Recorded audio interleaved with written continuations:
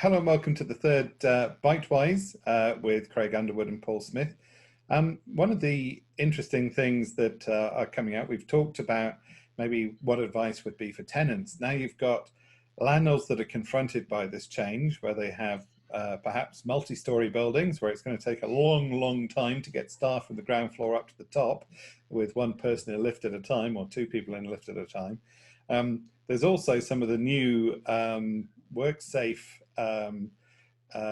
changes that would need to be brought in line, disinfecting the common areas, even disinfecting, how does one cope with disinfecting buttons in lifts on a regular basis, all this sort of thing.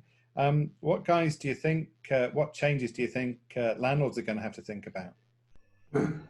Well, the first one that sort of hits me, I mean, flexibility in buildings is going to be a feature, because obviously it's difficult to pin down exactly what is going to happen.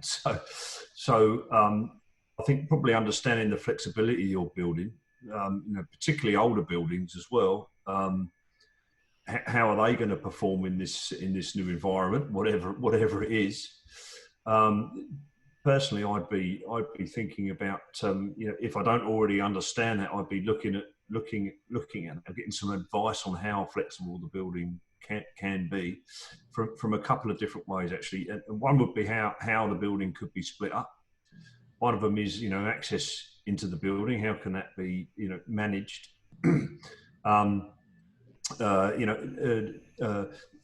Whether there's going to be lower income streams. That's going to be a feature. I think they have to be highly competitive now. I can see that being a feature, just to attract tenants that are now shopping around saying, I don't need as much space. Who's got the cheapest rates for us? And still keep us in the same environment. More power negotiation to the tenant. So yeah, I think this is the sort of thing that landlords have got to think about combating now. Yeah, I think one of the other things, and it sort of plays in, I don't know if you can hear that alarm in the background, sorry about that, but it's compliance. So is there going to be a shift around, I don't know what, is there going to be a shift around compliance related to the air quality in a building? I don't know, it might well come, I don't know. Compliance around the cleaning, as we sort of touched on a minute ago, I think.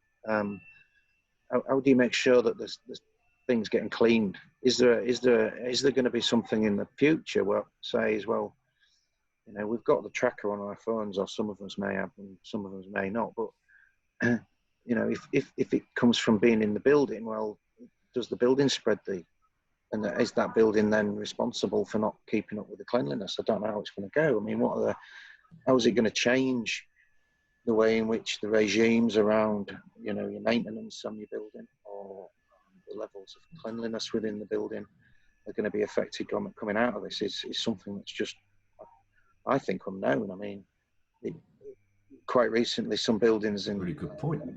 Asset management level have gone, we want to know what our carbon footprint is, for example, which is quite a big task, from a point of view of a full property. Is it now going to shift a little bit towards, we want to now clean this building? Whereas nothing's ever been done like that before, I don't think, unless it's not in commercial world, I want to say, in hospitals and stuff, it's different. But, are we looking at HEPA filters on HVAC systems? Are we looking at, having, as you say, Paul, the next system you put in has got to be able to pump in twice as much outside air as it did before and circulate. And the problem is that with the way in which buildings are designed and built, they're built around guidelines and legislation. Now, is this whole thing going to shift that? Which means that new buildings are going to be designed differently. No doubt we're looking at more natural ventilation, stuff like that. But is that going to impact on how our buildings operated and managed as well? Yeah. I don't know. Who makes the first step? Weird, isn't it? Yeah. You were trying to pinpoint. One thing I think you were sort of edging towards as well, Craig, is does the responsibility shift as well? You know, is it all going to be placed on the landlord, or is it going to be a shift towards the tenant being more responsible for, you know, more local facets of, you know, hygiene and, you know, where does it stop? Because, you know, the landlord can only go so far, can't they? And then it's down to the tenant to maintain. You know, it's all for now.